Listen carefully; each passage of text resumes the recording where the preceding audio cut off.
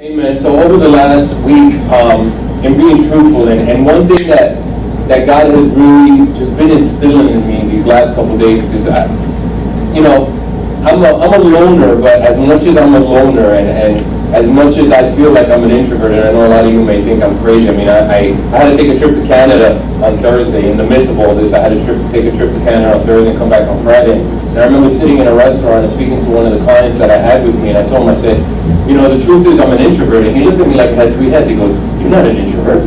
And I said, "I thought I was." And maybe I'm not. Maybe I became an extrovert and I don't know it. I don't know.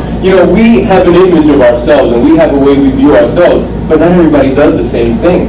And in this week, God had really took me to a place where He's allowed me to run into some walls, to run into some hard places, and not for the sake of me having hindrances in my life or nothing like that. It's not hindrances, it's personal walls, it's personal things that I'm dealing with internally, that I realize that it's only in this area of my life where I'm at right now that He can really adjust and address these things. You see, when we have comfortable situations, what happens a lot of times is we become stagnant. We're okay with the norm. We're okay inside of the safe lines. We're okay, like growing up, I remember when I would color something. You remember in kindergarten you would color something, and some kids colored everywhere, and they were the creative ones. And then you had the kids that colored right at the lines. I was the kid that colored 1 inch inside of the lines. I was safe. And I am safe. I'm a very safe person, and my wife will tell you that. But the truth of the matter is that God has me in uncharted territories right now. He has us in uncharted territories.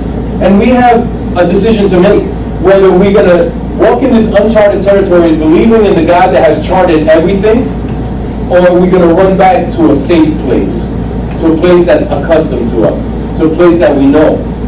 2 years ago, last week exactly, God gave me this word. And when He gave me this word, I had no idea that it was going to hit home so much. To be quite honest with you, last night, I usually prepare the day before my preaching, and yesterday I thought I was still on the donkey's mouth. So when I woke up in the morning, I said, "Man, I know donkey's mouth upside down. I'm not even going to review it. Shame on pastor." But as the day evolved, and after we moved the church stuff, it was probably about 4 o'clock, and I said, "Let me just go over it one more time." And I started reviewing. I said, "Wait a second, I finished it." I said, "Holy macaroni, I got to start a new sermon." So I looked through my archive of sermons, and I went back to 2013 because that's where I'm at right now, and this is how God operates. I need you to embrace the fact that this was 2 years ago exactly in 1 week from today. 2 years in 1 week. That's a long time. This word is titled Like a Tree. 8/16/2013, and then for some reason I put the initials FL after that. When I saw that, I was like, I couldn't cry anymore because my tear ducts are dry. I thought marriage boot camp did it to me. Marriage boot camp this did it. This last week, I have cried. I mean, yesterday I was watching 50 First Dates and I was crying. I'm like, "Joel, what's wrong? You got too much estrogen running through you. What's going on with you?" And I'm trying to be as transparent with you guys as possible, because one thing that God has really hit me with in this last week is, I want you to be transparent. He's emphasized to me, I want you to cry in front of them. That's right. I want you to express your feelings in front of them. And I'm like, God, I've never met a pastor as transparent as I am. I talk about how I used to smoke pot all the time. And he goes, that's cool. He goes, but I want more. I want them to see how you suffer. I want them to see the pain you go through. I want them to see that not everything in your life is okay. That you don't always have every dollar you need in the bank. That you don't always have every piece of clothes that you need. That you don't always have the best meal on the table. That you don't live this life that a lot of people think, this pastor must live this great life. And I said, but what's the point? He goes, because so many of them are going through the same exact thing. But they can't connect to me because they can't connect to you.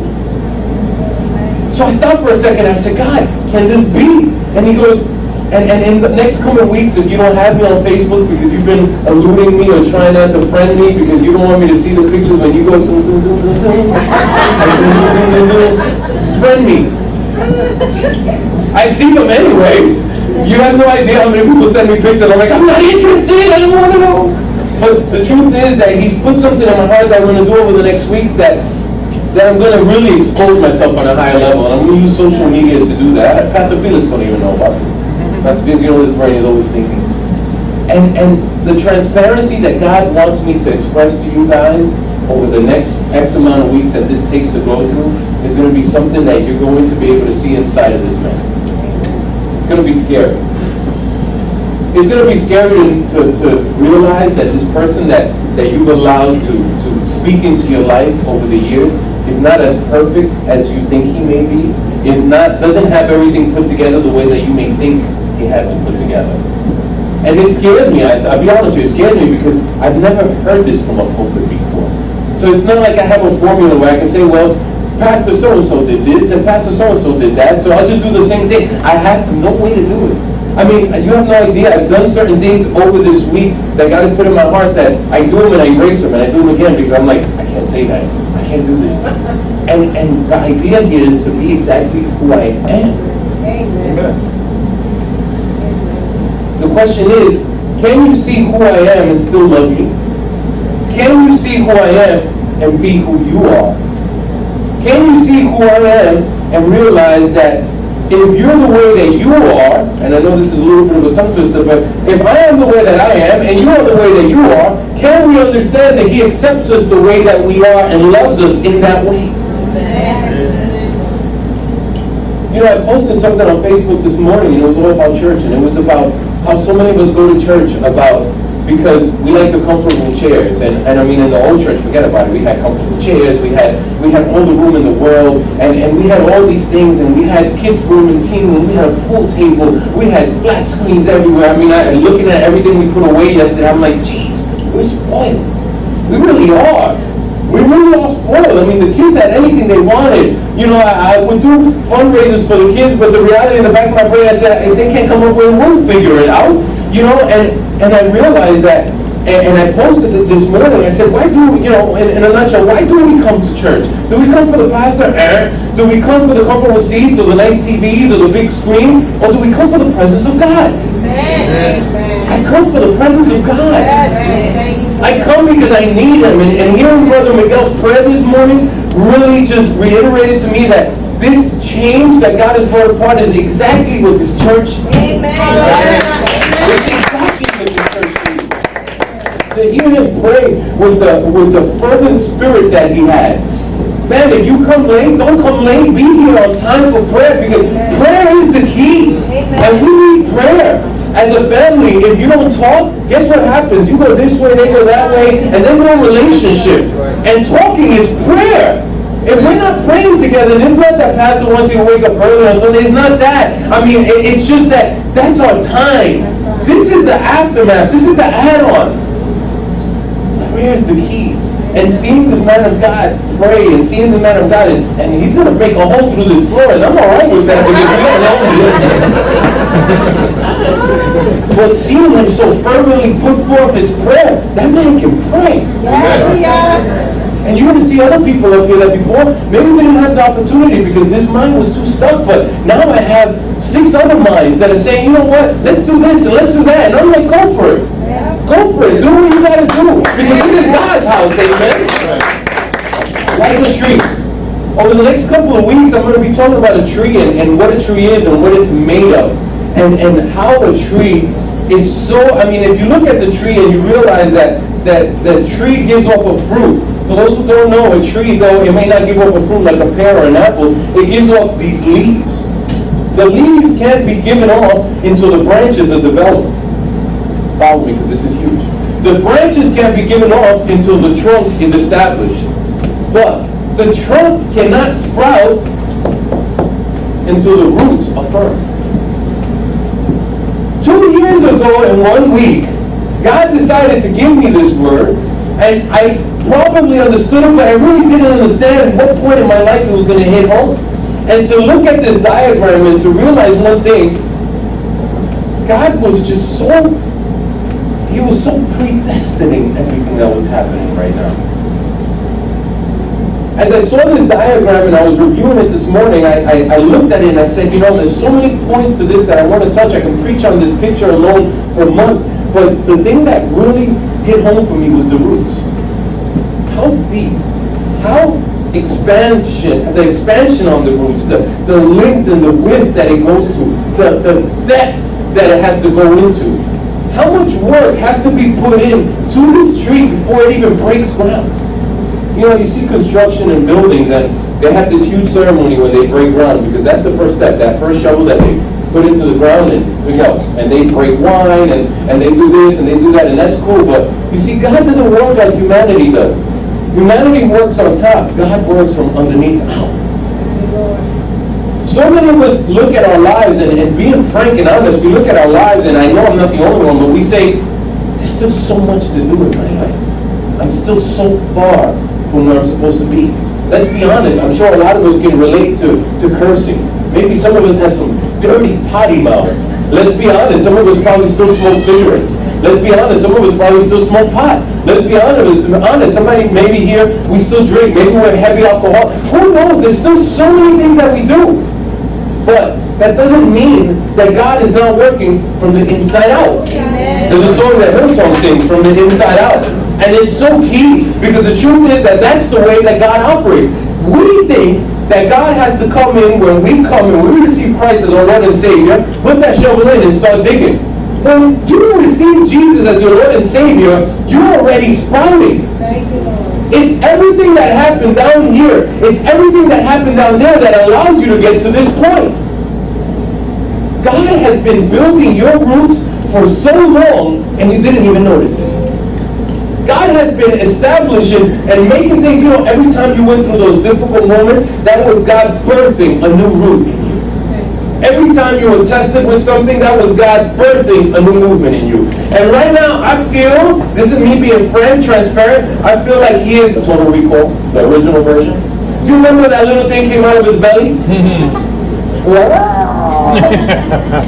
That's how I feel right now in my life. I feel like I have this root ripping out from the inside of me, and it's tearing up things that I didn't even know existed.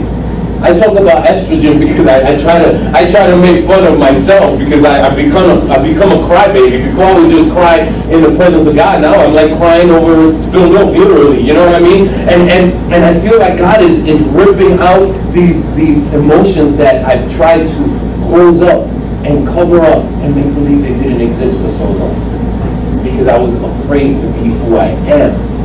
I had to be strong for you, but now I ask you to be strong for me. Amen. You see, where God has taken us is a place where He wants us to be who we are. The church today is ridiculed because we're so hypocritical, because we're full of churches with thieves and homosexuals and prostitutes and drug addicts and this, and everybody looks at it and says, well, you're supposed to go to church and everything's supposed to be right. But that's not true. That's the biggest lie. Church is full of a bunch of imperfect people. And we have to stop trying to portray this perfection in front of everybody out there so that they can come to church. Because the more perfection you portray, the less likely they are to come. Amen. What am I saying? I'm saying you need to go up to people and say, you know what, yeah man, I had 4 coronas on Saturday, but I'm still going to church on Sunday. Yes, I did this on Saturday, I did this. And they're going to look at you like, you're such a hypocrite. No, quite the opposite. I am real. I am real. I am who I am. I'm going to church not because I'm perfect. I'm going to church because there's so many things in my life that are just wrong. Amen. Can we be real? He knows who we are. Right. Maybe you don't post that picture on Facebook, or maybe you have that deep underground Facebook page where you can put a different name so just your hangout people can see it. Yeah, you know what I'm talking about, Brother Richard. He's like, oh. We all got it. That's how we spy on the people that we used to date, used to be married to, did that. Yes, Mark Wahlberg, or whoever it is, Zuckerberg, we do that. But the truth is, God is trying to get us to the point, and maybe this is why we had to get here. He wants to get us to the point where we're so transparent that people say, if you can go to church, man, I can go to church. Our families don't want to go to church because they see us and we walk around with our nose up high and we're like, oh no, everything's perfect. And then the first family party, we're the ones who don't come. Or we're the ones who are acting dumb, or we're the ones who are cursing. And the first test, and the first trial, the first tribulation, we're the ones who are giving up. And God is saying, I want them to change. And the way I'm going to change it is a way where everybody can see it. But you see, if they don't see the testimony in you, they're never going to believe. The problem is, we're like the woman with the issue of blood, and I dwell on this woman. One day, I mean, maybe I'll see an image of her, but, you know, I dwell on her because maybe we're like the woman with the issue of blood, and we're walking around covering ourselves, trying to cover up the blood flow and make believe that everything is all right. So people don't realize that we've been struggling with this issue for 12 years. We spent everything we had trying to get rid of this issue, and we couldn't. So when people see us after we're healed, they're like, you're still the same person you were. But we're not. Because we've been bleeding for so long. We've been hurting for so long. We've been crying for so long. What if someone knew that you lost that baby? What if someone knew that you lost that job? What if someone knew that you didn't have the money in the bank? You see, those are your roots. Your roots are what's going to hold that tree up. Because the roots, the strength, the power that God has given you, the testimonies that are branching out underneath this tree is what's going to allow you to stand up. Because, you see, if this tree starts growing and it only has one root, at the wind, the first wind, what's going to happen is it's going to fall. And God is saying, no, I want you to be like a tree. I want you to be strong. The Word of God in one of the prophetic books, it talks about how God has planted us as trees beside the river so we can suck up the water from the river, because any tree that's by a river has an excess of water. But trees in the desert, they don't last. Roots in the desert, they don't last. And God wants us to be people that say, okay, I'm going to start exposing who I really am. I'm going to start showing who I really am. Are people going to judge you? Absolutely. Are people going to ridicule you? Absolutely. Is it going to be people of the world only? No, it's going to be people right here in the church that are going to point their finger and say, I never knew of this about you. Now you do. And now know that the same way that you know it about me, it's going to be changed. God is going to change it, and I'm going to be a new person. That's going to serve as a testimony. A lot of us see it as shame. And we say, but what if someone knows that I beat on my husband? Now I can say it. She's 1,200 miles away. My wife is me! I'm kidding, Miss Music, I love calling you. Now I can say anything I want. I know you watch it. But it's true. What if someone knew that you had marital problems? How many of us here think that every couple, you think pastors couple? Now, I think I talk pretty good about myself and my wife already about knowing how bad we are really. But I mean, how many couples here don't people look at and say, I want to be just like that couple? And you have no idea what they go on at home. No clue. You know, looking at the phone, they're so happy together. They're just really, really good liars. Every couple has problems. Every person has problems. You know, I was watching a show yesterday, and there was this guy that was so positive that, geez, I wanted to go get a tattoo on my arm that said, be positive. Because he was just like, if 10 things go wrong, as long as there's one that's good, I just want the one that's good. I'm like, man, this guy's got it, he's got it right. He's got it right, but the reality is it's not always like that. We see things from the outside. We see what people want to see. It's like your social media life. You only show the good pictures. You only show the good time. You don't show it. Imagine my wife and me just fought. Look, she was pointing the middle finger at me, and you put the picture of her. You don't do that. We don't do that. Right? We only show the ones where we're like, and he brought me chocolates, and he brought me flowers, and we went on vacation. But you don't show when you got the pictures from your job. You don't take a picture of that and say, look, Facebook, I just got fired. Or look, Facebook, I don't have money for my rent or my mortgage this month. We don't do that, but we show the picture of the house. Look at the house I just bought. Can't afford it, but I bought it. So we show this life, and everybody thinks it's all right. So nobody knows when God is doing something great in you. But what if we were like the disciples? People that, you had a Matthew that was a tax collector. Everybody knew he was a scoundrel. Everybody knew he was making money off everybody. They looked at him and they judged him. And yet here he was with Jesus. Why do you think the Pharisees and the Sadducees would always say to Jesus, why do you hang out with all these people? These misfits? Because they were transparent. They weren't trying to hide who they were. But here we are, the Christian church today, and I'm not talking about just NBMI, I'm talking about the church everywhere. You have no idea how much money goes into funneling or covering people's mistakes. Let's fix it out of court. Here's $2 million. Make believe it didn't happen. huge leaders in the church today. What if a leader in the church came out and said, you know what, I did do it. I cheated on my wife. What if a big leader comes out and says, you know what, I did do it. I stole money. What if a big leader comes out and says, you know what, I do have tendencies to be homosexual. What if they open themselves up to something like this? What would happen? They get exiled from the church. Why? Are you going to tell me that no one in the church ever curses? No one in the church ever has homosexual tendencies? No one in the church ever has thoughts that are wrong? No one in the church ever cheats on his spouse? Well, why? Because they're the pastor? They're human, just like you. What if we came to a church that was led by an imperfect person that realized that his ability or her ability to talk to God was more important than who they actually were? It's true. What if we were open and said, you know what, look, when I went to marriage boot camp and I went in April, I got to be honest with you, my marriage was on the rocks a little bit. This wasn't long ago. It was a little bit on the rocks, and I was still counseling marriages. How? The grace of God. Only the grace of God. So when you guys tell me, Pastor, I don't feel like going to church today because I got so many things going wrong in my life, I look at you and say, oh, sister, get over it and get to church because I got many things going on in my life. There should be nothing that stops you from coming to the house of God. Amen. Nothing.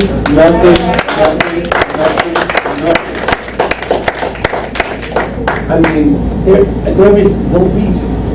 The roots that are established by God in this tree as it grows, as you can see there, the different parts of the trees, the fruit that comes off the branches, the first testimony, which it just breaks ground and it comes out, and all of a sudden now that first testimony starts growing in width. As you can see there, it actually shows the different layers of the tree, the bark, the velum, the cambium, the xylem, etc., etc. It breaks down and it starts building one layer over another layer over another layer. And that's just testimonies accumulating and accumulating and accumulating. You know, we have people in this church, you have no idea how many testimonies they have, but you don't know it because they don't tell you about the bad times that they went through that allowed them to get that testimony. So here they are, and you look at them and you're like, man, this person's strong like a tree. But you have no idea how many times they were irritated, how many times they were hurt, how many times they were lashed, how many times they were just beaten on by the church. Forget about the world.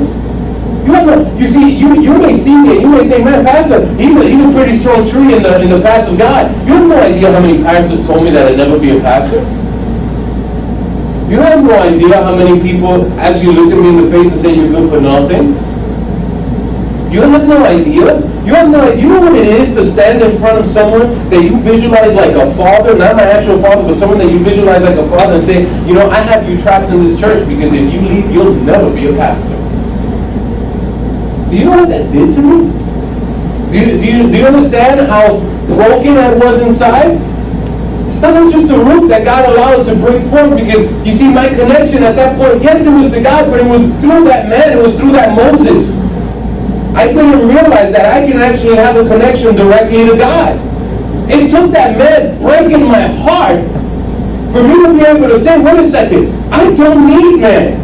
Amen. It made it easier and easier as time evolved when people would stand up and say, you're never going to do this. You know, for me to look at them and say, are you nuts?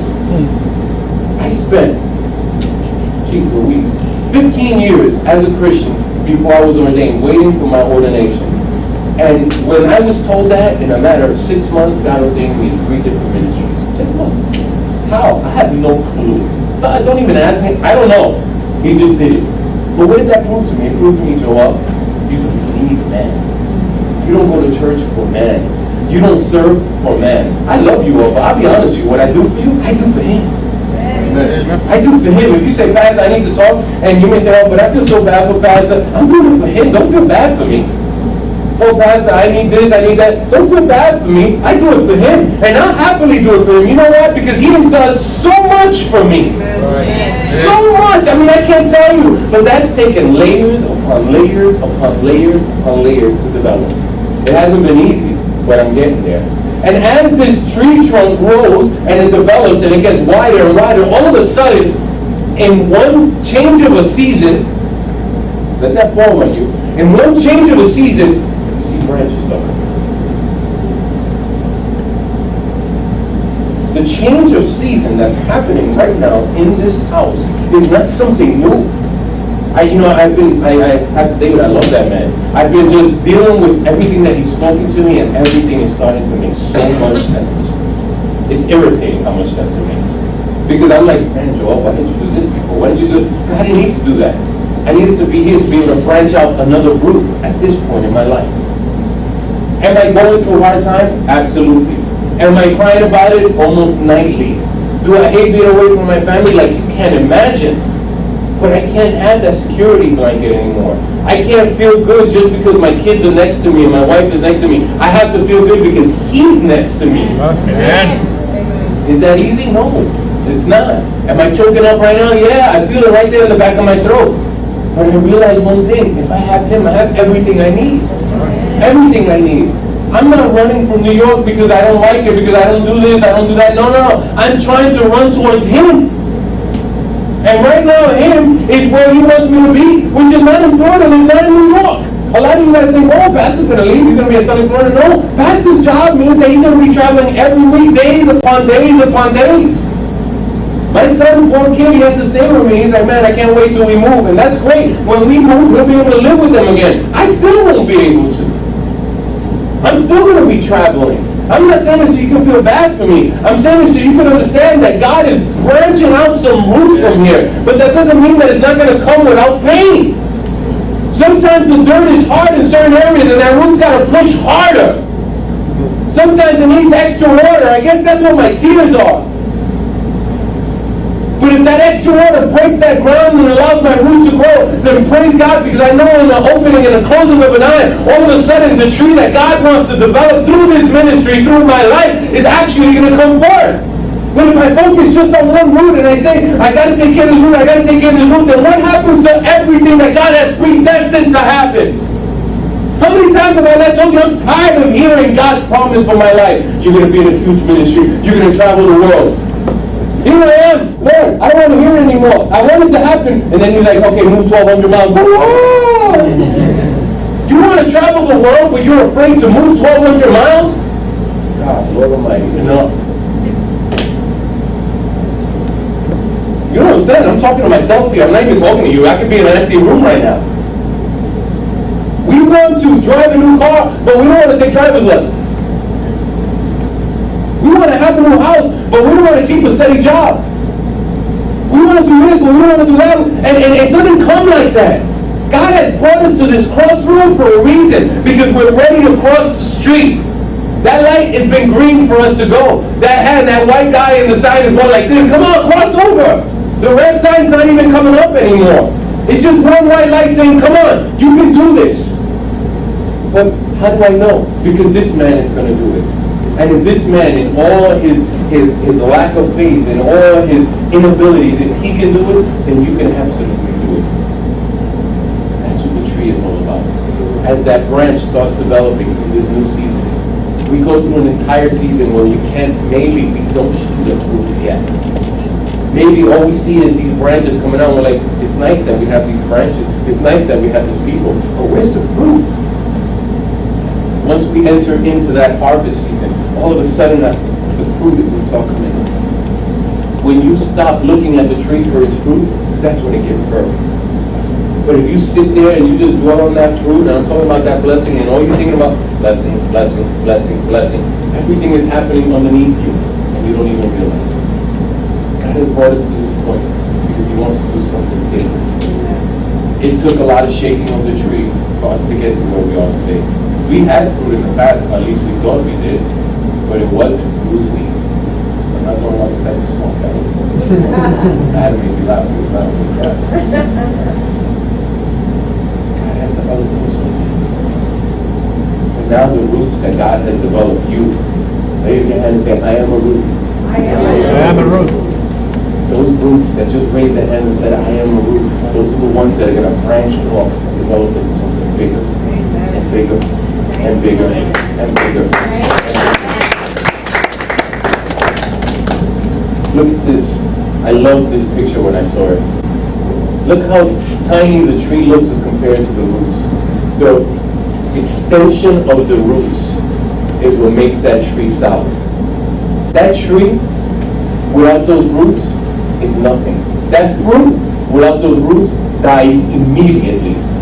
Your testimony is what's going to keep your blessing and your fruit alive. What good, let's be honest, can I be real? Yes. What good is it for me to have a child if my roots are not good and can't nurture that child? What good is it? What good is it for me to get that house if my roots are not solid enough to sustain that house? What good is it for me to have a ministry if my roots are not solid to sustain that ministry? Do you understand where I'm going? Your roots, though you may not see them, they're so expansive in the big picture. You may say, Pastor, but I'm still doing it. I know you are. So am I. And I don't say it in pride. We all have issues and we all have sin and we all have problems. The way I say it is like this. God is developing roots underneath you, even if your ground looks bare. Adjust to those roots. Embrace those roots. Join the NBMI experience today. Like, comment, and subscribe at www.facebook.com/NBMINY or our YouTube channel at www.youtube.com/NBMICHURCH. Also check out our new and improved website at www.newbeginningschurches.com. And finally, check out our new awesome church app, available on both Android and Apple platforms. Search your app store for NBMI CHURCH and be blessed.